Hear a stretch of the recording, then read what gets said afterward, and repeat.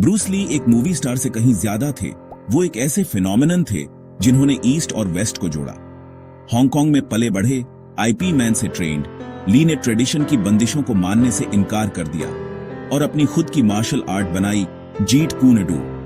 उन्होंने स्टीरियोटाइप्स को तोड़ा, द बिग बॉस और एंटर द ड्रैगन जैसी फिल्मों से ग्लोबल हीरो बन गए। ली की फिलॉसफी नो वे को वे की तरह इस्तेमाल करना उन्हें लिमिटलेस पोटेंशियल का सिंबल बनाती थी। उनकी फिजिकल ताकत लेजेंडरी थी, उनकी स्पीड और पावर अनमैच्ड थी। उन्होंने लाखों लोगों को अपनी लिमिट्स तोड़ने के लिए इंस्पायर किया। सिर्फ 32 साल की उम्र में एक परिवार और पूरी दुनिया उनके कदमों में थी। उनकी अचानक मौत से सब हैरान रह गए। द ड्रैगन की कहानी जीत की कहानी होनी थी, पर फेट के कुछ और ही प्लान्स थे। उनकी लेगेसी अधूरी एक रहस्य बन गई जो आज भी कायम है। 20 जुलाई 1973 ब्रूस ली का आखिरी दिन किसी भी और दिन की तरह ही शुरू हुआ, मीटिंग्स और मूवी प्लान से भरा हुआ। उस शाम प्रोड्यूसर रेमंड चाओ और एक्ट्रेस बेटी टिंग पे के साथ एक स्क्रिप्ट देखते हुए ली ने सिरदर्द की शिकायत की।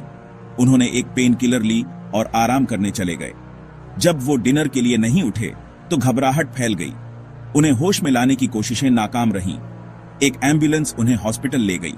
ब्रूस ली को हॉस्पिटल पहुंचने पर मृत घोषित कर दिया गया, सिर्फ 32 साल की उम्र में। दुनिया हैरान थी। हेल्थ का एक सिंबल इतनी अचानक कैसे मर सकता है? ऑफिशियल अनाउंसमेंट में देरी से कंफ्यूजन और सस्पिशन बढ़ गया। फैक्ट्स एक दूसरे से मेल नहीं खा रहे थे और सवाल उठ रहे थे। द लेजेंड का गिरना तुरंत एक मिस्ट्री बन गया। ऑफिशियल रीजन सेरिब्रल एडेमा था, दिमाग में सूजन, शायद पेन किलर के रिएक्शन से।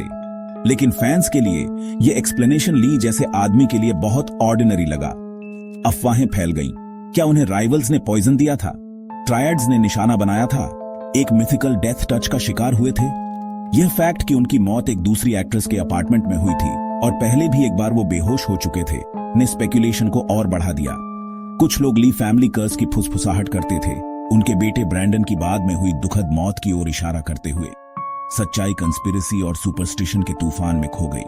ब्रूस ली की मौत लेजेंड बन गई, उनकी जिंदगी मिथ में ढंक गई। दुनिया उन जवाबों की तलाश कर रही थी जो उस आदमी की एक्स्ट्रॉर्डिनरी जिंदगी से मेल खाते थे।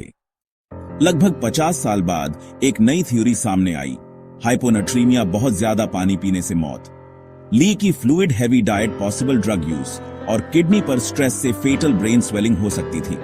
सिम्टम्स मेल खाते थे, सिरदर्द, बेहोशी, तेजी से हालत बिगड़ना।